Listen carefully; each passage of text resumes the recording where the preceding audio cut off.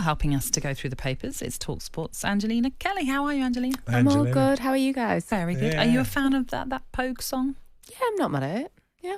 You're not convinced. Sorry, I didn't convince you. No, I get what you mean. Very iconic. It is, but it's not up there on your favourite Christmas song list. No, I don't. Have you got a favourite? Oh, Shakin' Stevens. Oh, fabulous. When that beat drops. It's something else. Shakin' Stevens. Very good. Well, I look forward to hearing that at the Christmas party and seeing you do whatever you need to Angelina's got a very big smile on her face, so I think the first story is going to come from there, isn't it? Yes, Angelina? come on Well, the big smile, I don't know. I'm smiling for the first time in a while because I had 4 wisdom teeth took out last week, so I don't. The fact I'm smiling, Right. I'm happy. But yes, I am smiling because of Ruben Amorim. I'm trying not to get excited. Why? But I'm getting a bit excited. You should do. Yeah, I'm allowing myself to get excited. There's so many articles in The Sun, Daily Mail, The Times, Daily Mirror, The Telegraph. But overall, the main takeaway is that people feel there is something different about this guy. He's, described as impressive, confident, assured. There's questions over, in one of the articles in The Times, questions over the club keeping his arrival quite low profile, quite low key. Should they, be showing the world that this bold new era starts now? Probably because they've done this dance a few times. They thought, let's just keep it a bit quieter. But, the article saying he spoke like a man who was already worked out in a way what Ten Hag never quite managed to figure out. He was apparently shocked at the lack of pace and intensity in the squad that he's inherited. He was very honest in his press conference, which I think a lot of United fans will like. Ten Hag at times could be honest, but then as we got towards the end, it was just throwing something about, the 2 trophy card and the fairy tales and lies and all that stuff. But he was honest about them losing the ball too often. They've got to be better at running back. They've got to have a better understanding of the game. The players aren't physically right. He's spoken about how he does believe in these players, though. He also hinted that there's been a lot of talk of Marcus Rashford and Casemiro being abroad during their time off. He hinted that that's unlikely that it would happen. He wouldn't have allowed something like that. Oh, right. But yeah, very confident in himself as well, saying that, he believes in his way of playing. He wants the players to believe as well. He can judge the mood of a player just by watching him walk out for a warm-up. He wants to be part of the recruitment conversations. And yeah, just very interesting as well in one of the articles about Ed Woodward, a name that I'm sure United fans will love to forget, spoke about how once, the Pep and the Klopp dynasties are over, Man United will be able to, start competing. But now Manchester United, this is the right man at the right time, and they need to rise to the occasion rather than waiting for other teams to fall. So, yeah, very exciting for Man United. Yeah, the papers have gone incredibly positive. Yes. And that was based on his interview, which he did really well. I was reading a column by Rui Font, who played under him at Braga, who spoke very highly of his ability as a manager to get the very best out of the formation and the personnel that he chooses. So it will be. It feels like a new dawn for me. Yes, he's won with Sporting, but he's not been the, Louis van Gaal or Jose Mourinho, where their success was well known. Globally, it was well known.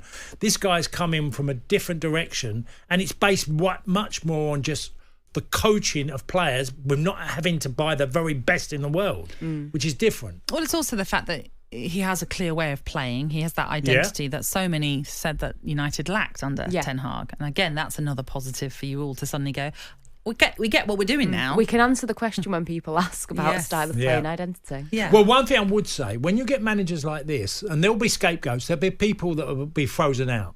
But it might be ones you wouldn't have expected. When you get someone like this who's dissecting and looking at his team, who wants to play a 3-4-3, that sort of formation, he's going to make some tough and might, from the outside, look strange decisions. But I think you'll see it pretty immediate, the impact of what he will bring. And he said, you will see some changes with the Ipswich games. It seems like he is going to start with that 3 at the back. And like he said, he kind of hinted, I want the players to believe in my idea. And it seems like if there's anybody that doesn't believe in it, then it's probably curtains. And I think that's the right way. I've said so many times, United need to be more, cutting the cord with people. If it's not going to work, then... Yeah. Well, your first 3 months is the most important because you've got the power to make the biggest and boldest decisions. And that goes if you lose too many games. If you keep losing games, that ends up drifting away. He's also said about not judging him for, 2 years?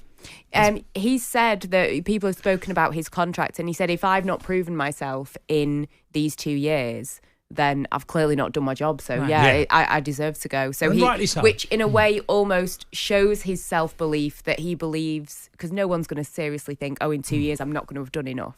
So he must be thinking, I can turn this around in 2 years, and if he can, then there'll be another statue outside Old Trafford, I reckon. What should we move on Milky to? Spurs. Go on. That's what I've got. Graham Souness is not happy. Not happy in the Mail Sport. Spurs are milky. They only have one way of playing. They are going to lose as many as they win. Describes them as a team who are too easy to play against. Warns that the pressure will quickly become greater if Ange Postecoglou doesn't change the way his team are playing. Teams should be difficult to beat with an ability to make life difficult for opponents. Spurs are not that. Apparently, some former Spurs players that he's been talking to, they're not happy with the way things are going. The players are better than what they're showing at the moment, and he's very concerned about Big Ange and that they're conceding too many goals. It's affecting the confidence of the players. Should Big Ange be changing things? Should he be listening to Graham Souness? Or the goals against... I'm not quite in agreement with. I'm looking at it and thinking 13's not terrible. Well, Chelsea have conceded 13 and they're in third. City have conceded 13 and they're in second. So it's not alarming, their goals against column. No. But Spurs got beat by Ipswich, and that last defeat was pretty devastating. And it sort of snowballed from there, hasn't it? That result. They're still very close to Champions League football. Okay, it's got to improve. I don't think it's as bad as what I'm. But let's not forget they're top scorers in the league. Yeah, 23. He tried to compare it to Southampton, which I think was a bit of a reach. I just think it's a little bit overblown. Yeah. I think supporters do know that there are issues. I've watched them 3 times this season. Maybe I've got them on good days, but they've been good in all 3 games. Yeah. So. Yeah, maybe he's just seen the bad games and you've seen maybe so. Sorry, I won't say what I need to say. I was going to say I watched them at Palace and they didn't play particularly well at all. That was the worst performance I've seen from them all season. But I've generally thought there were some really good things that are happening, especially with their forward line. Brennan Johnson, you see Kulusevski's new role, and then Solanke in there as well. I think there's good things happening in that area, and it's close. I don't think it's alarmingly bad like most people do. The defeat doesn't give enough credit to Ipswich. Ipswich are a very tricky team. And also, I think just this season in general, it's just a funny season because lots of teams are just showing inconsistency. And that's why it's actually really, really tight in this league as things stand. You know, when teams are, 11 games and they get their first win and yet they're not out of it in any shape or form, just goes to show that in the relegation picture, it's tight, but it's also tight at the top end as well.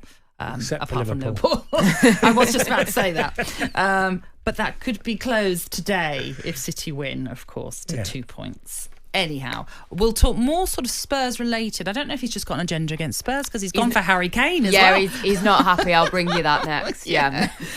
So we'll have that from Graham Souness as well in the next part of the paper review. There's also stories on some particular players to look out for perhaps in this Premier League weekend. But for now, Angelina, thank you very much. That was a look at today's back pages with Tesco Mobile for Business. talkSPORT Breakfast, waking you up Monday to Friday morning from 6 a.m.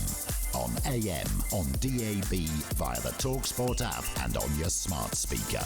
talkSPORT.